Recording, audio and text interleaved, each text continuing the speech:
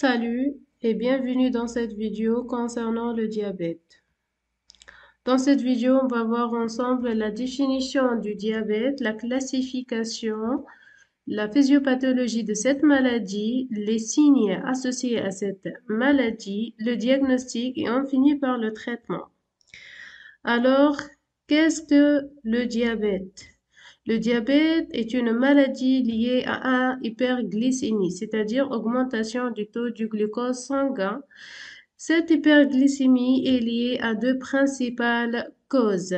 La première, soit l'hyperglycémie est liée à un défaut dans la production de l'insuline, soit l'hyperglycémie est liée à un défaut dans l'utilisation de l'insuline par les cellules de l'organisme, mais tous les deux causes ont la même conséquence qui est l'augmentation du taux de glucose sanguin, d'où le diabète. En fonction de ces deux mécanismes physiopathologiques, le diabète est classé en deux types. Diabète du type 1 lié à un défaut dans la production de l'insuline. On parle d'une diabète insulino-dépendante, c'est-à-dire dépendante de l'insuline. Et on a le diabète du type 2 lié à un défaut dans l'utilisation de l'insuline par les cellules de l'organisme, c'est-à-dire que la production de l'insuline est normale, mais les cellules qui vont stocker le glucose sont résistantes vis-à-vis cette hormone. On parle d'une insulino-résistante. La question qui se repose ici, c'est quelle est la relation entre le diabète et l'auto-immunité?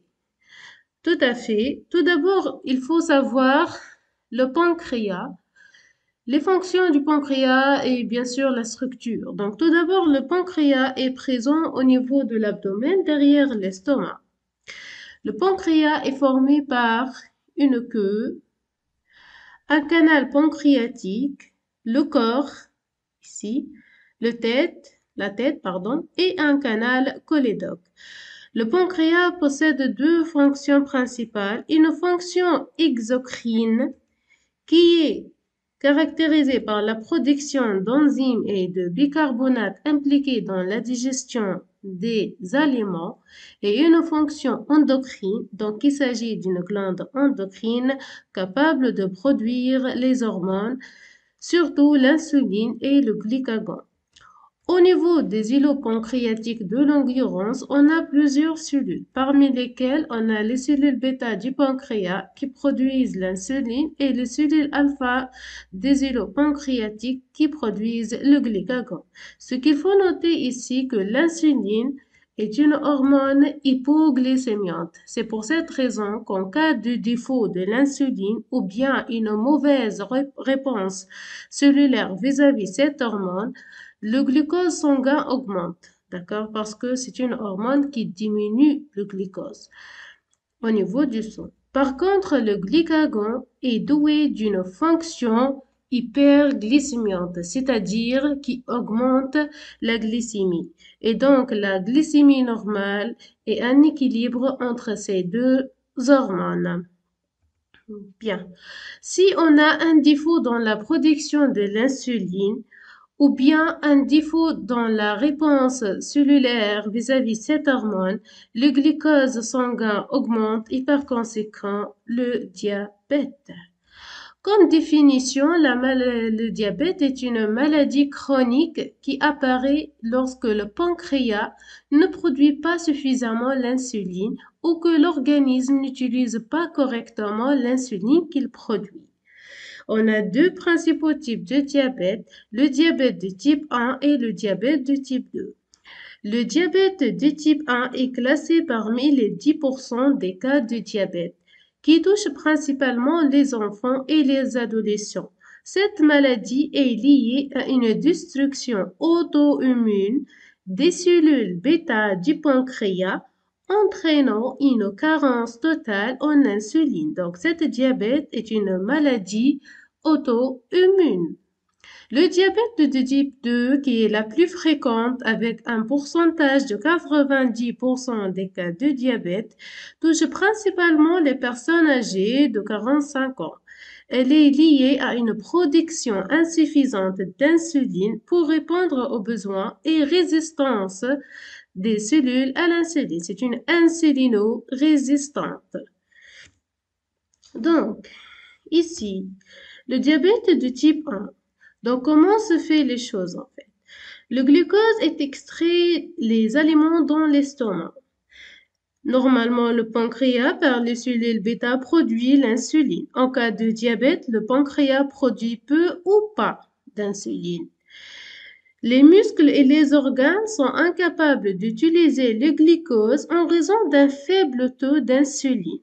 Et donc, il y aura une quantité accrue de glucose qui reste dans le sang et par conséquent, diabète, hyperglycémie.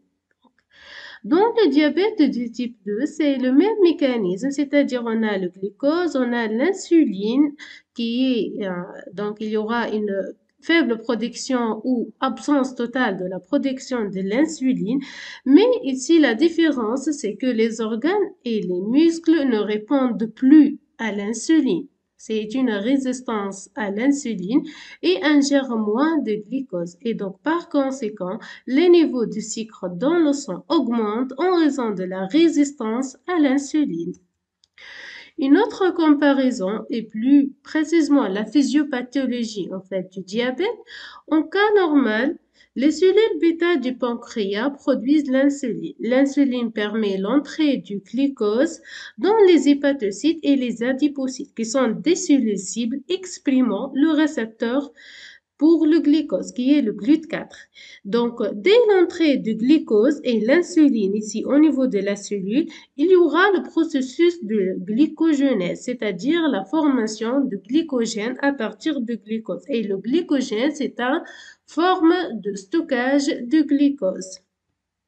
Dans le diabète de type 1, il y aura une faible production de l'insuline parce que les cellules bêta sont détruites par des mécanismes auto-immunes et par conséquent, le glucose reste dans la circulation sanguine, ce qui provoque l'hyperglycémie et par conséquent, une diabète de type 1 puisqu'elle est liée à des mécanismes d'auto-immunité. Dans le diabète de type 2, il y aura la présence donc de l'insuline. Les cellules bêta ne sont pas détruites. Les cellules bêta produisent faiblement ou insuffisamment l'insuline, mais le problème ici, c'est que les cellules cibles sont résistantes vis-à-vis cette hormone. Et donc, les cellules répondent moins bien à l'insuline. Il s'agit d'une insulinorésistance. Le glucose reste au niveau du sang, ce qui provoque l'hyperglycémie et par conséquent le diabète de type 2. Ce qui nous intéresse, c'est les maladies auto-immunes, donc le diabète de type 1. J'ai détaillé donc le diabète de type 1 dans ce diapo. Alors, comme définition, il s'agit d'un diabète insulinodépendant, ce qui signifie qu'il est principalement lié à un défaut d'insuline. Le diabète de type 1 est dû à une défaillance du système immunitaire qui, pour une raison encore inconnue, se retourne brutalement contre ses propres cellules, les cellules bêta des îlots de Langerhans, par des mécanismes d'auto-immunité, ce qui détruisent les cellules bêta et par conséquent un défaut dans la production de l'insuline. Ces cellules bêta produisent l'insuline, une hormone hypoglycémiante permettant le stockage du glucose par les cellules hépatocytes adipocytes sous forme de glycogène, comme j'ai mentionné tout à l'heure. C'est pour cela la destruction de ces cellules diminue la production de l'insuline, ce qui augmente la glycémie, d'où le diabète. L'épidémiologie du diabète du type 1, donc la prévalence, on a de 5 à 10% de la population sont diabétiques de type 1. On a, ce qui nous intéresse, c'est que lorsque donc les deux parents sont atteints, on a un risque de transmission de la maladie avec 30%. Il s'agit donc d'une maladie héréditaire. Le sexe ratio est égal, c'est-à-dire qu'il touche les hommes et les femmes avec la même fréquence. et elle est multifactorielle, c'est-à-dire les causes sont fréquentes. Et parmi ces symptômes, on a la polyurie, la polydipsie, le perte de poids malgré la polyphagie, glucose dans les urines. Alors, quels sont les facteurs déclenchant le diabète du type 1? On a dit tout à l'heure qu'il s'agit d'une maladie auto-immune multifactorielle.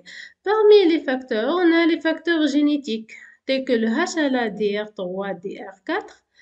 Des études ont montré que dans la population américaine, 45% de personnes expriment un HLA-DR3, HLA-DR4, dont 95% d'eux développent un diabète type 1.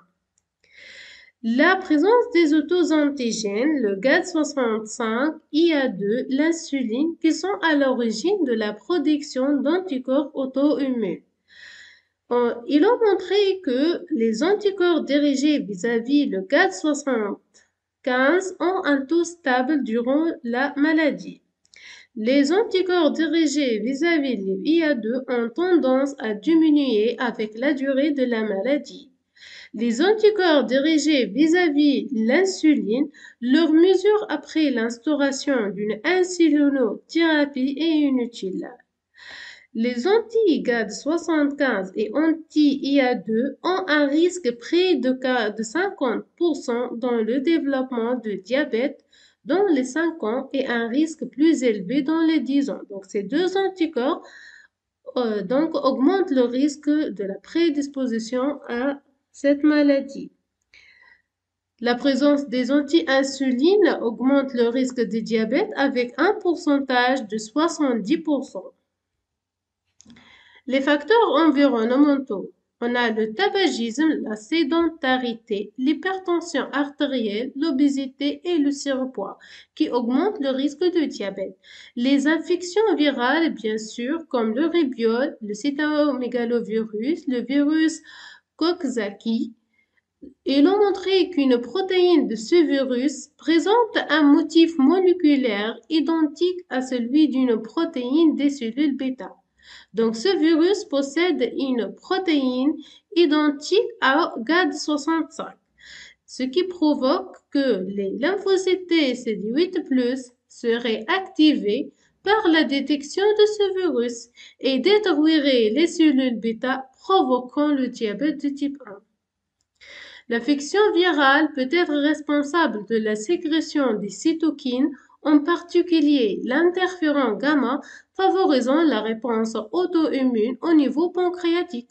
Donc, on peut remarquer ici que la destruction des cellules bêta des îlots de Langerhans pancréatiques sont liées surtout aux lymphocytes CD8+ autoréactifs qui vont reconnaître la GAD65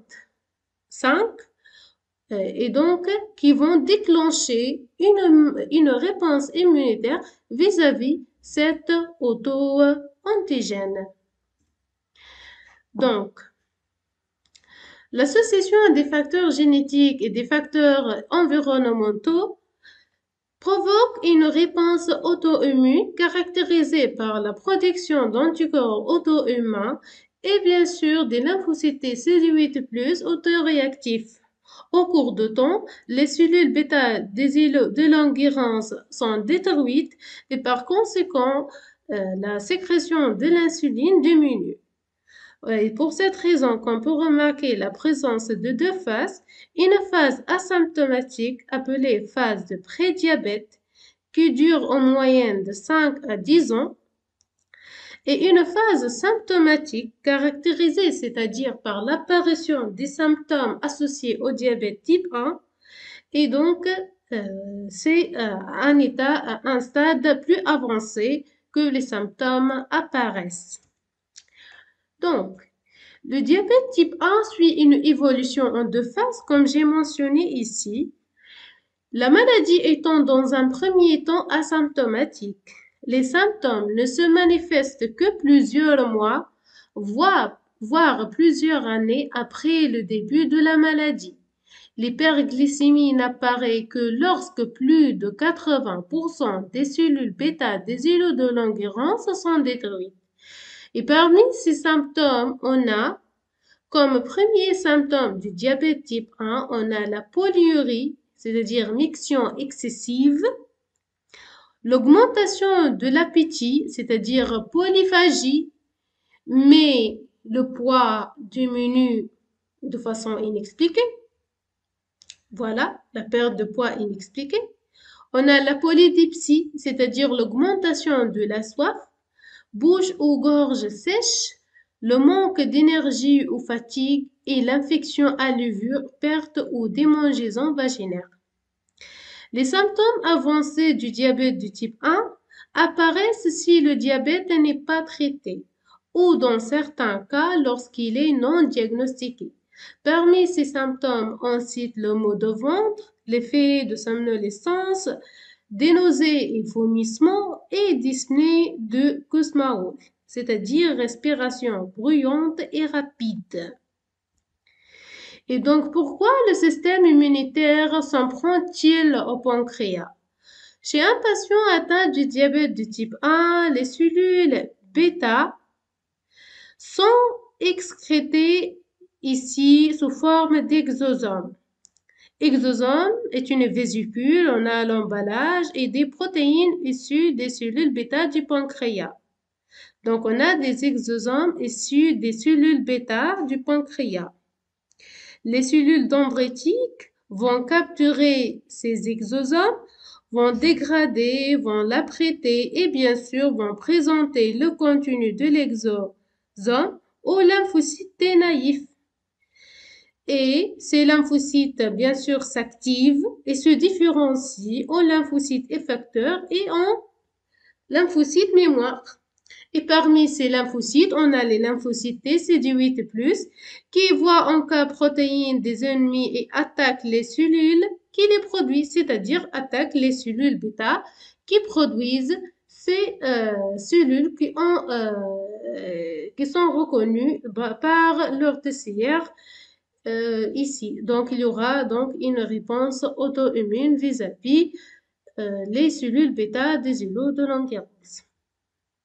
Donc, on peut remarquer ici la différence dans la morphologie. Donc, dans les cellules bêta chez un sujet normal, ici, voilà, les cellules bêta en bleu, et les cellules bêta chez une personne diabétique type 1 qui sont détruites. Voilà. Il faut noter aussi que le diabète du type 1 est caractérisé par une rupture de l'homéostasie immunitaire. Et donc, généralement, il y aura l'activation d'une réponse immunitaire inflammatoire intense, la différenciation de cellules TH0 vers TH1 qui sont pro-inflammatoires, qui produisent des cytokines pro-inflammatoires, c'est-à-dire. Et on a bien sûr les TH17 qui produisent plusieurs interleukines, parmi lesquelles l'interleukine 17 et l'interleukine 22. La réponse inflammatoire est amplifiée. Donc, on sait bien que les TH1 sont impliqués aussi dans l'amplification de la réponse cytotoxique médiée par les lymphocytes CD8+. Et par conséquent, la dégradation de la barrière intestinale, d'où la présence de signes digestifs, comme ici. Donc, on a plusieurs signes digestifs tels que le maux de ventre, par exemple. Donc, voilà. Si on va voir ici, on peut remarquer que la morphologie plutôt des cellules bêta atteintes par des lymphocytes autoréactifs par rapport aux cellules bêta non atteintes.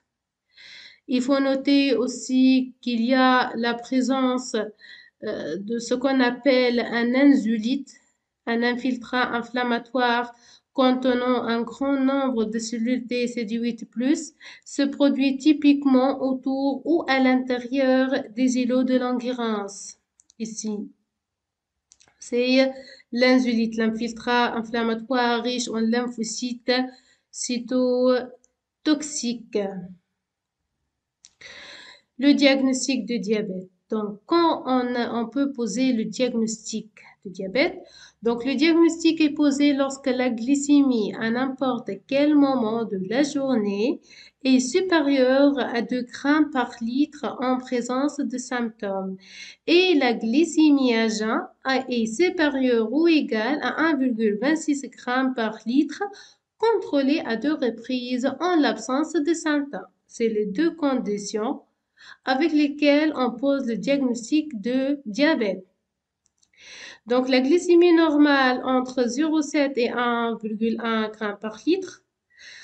Une personne prédiabétique lorsque le taux de la glycémie est entre 1,1 et 1,25 g par litre, mais au-dessus de 1,26 g par litre, la personne est diabétique.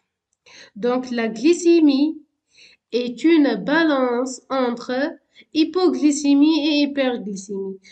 On peut remarquer ici qu'en cas d'hypoglycémie, on a des signes et en cas d'hyperglycémie, on a des signes aussi. Par exemple, dans le cas d'hypoglycémie, on a la somnolescence, la transpiration, pâleur, manque de concentration, irritabilité et le faim. Les signes d'hyperglycémie, la bouche sèche, l'augmentation de la soif, vision trouble, faiblesse, maux de tête, miction fréquente. Alors, il existe 3 stades d'évolution de la diabète. Donc, le stade 1.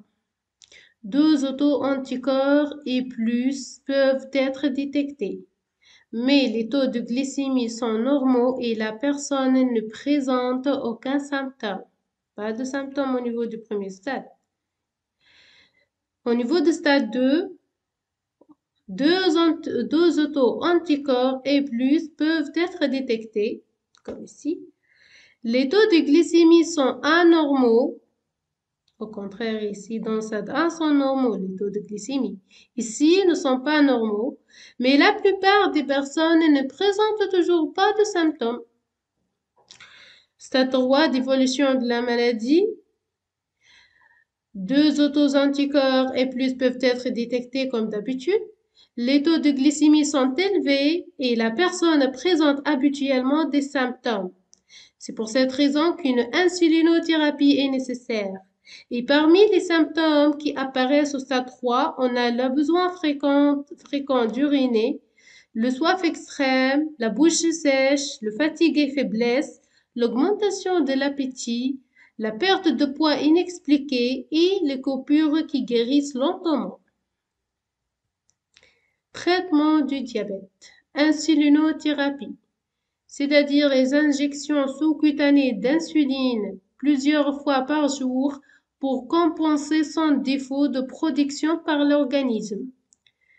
On injecte des analogues d'insuline humaine qui sont produits par les bactéries génétiquement modifiées, telles que l'insuline glargine, commence à agir 2 à 4 heures après l'injection et pour une durée de 24 heures.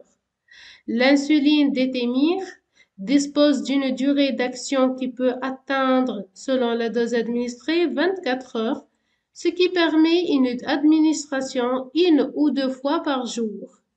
Et on a l'insuline degludec qui s'administre 1 fois par jour. Deuxième type de traitement, les médicaments antidiabétiques, tels que la dapagliflozine. Dapagliflozine, c'est un médicament antidiabétique oral en association avec l'insuline.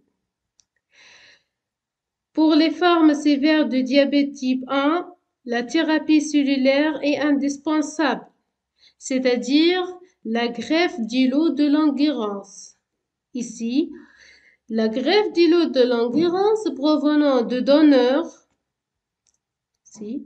en état de mort cérébrale peut permettre de restaurer sur le long terme un état d'insulino-indépendance ou de limiter le développement des pathologies liées au diabète.